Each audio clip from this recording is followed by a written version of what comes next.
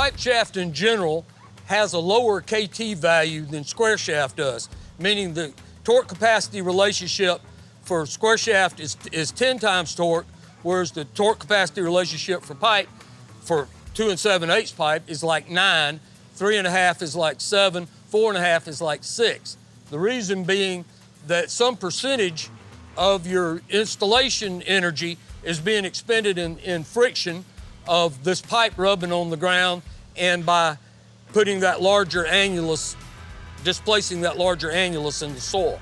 Square shaft being more efficient and pipe shaft requiring more torque to get the same capacity. The other thing that affects the KT value is the speed at which it's installed. When we publish a KT value, we're assuming that you're advancing at 3 inches per revolution, and we're assuming that you're advancing at something like 10 or 15 revolutions a minute.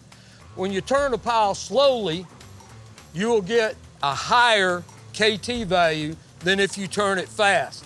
Notice right here, we're getting 1.6, 1.8.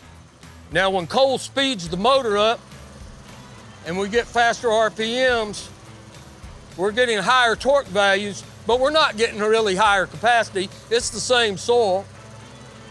It just appears to be better because we're turning it faster.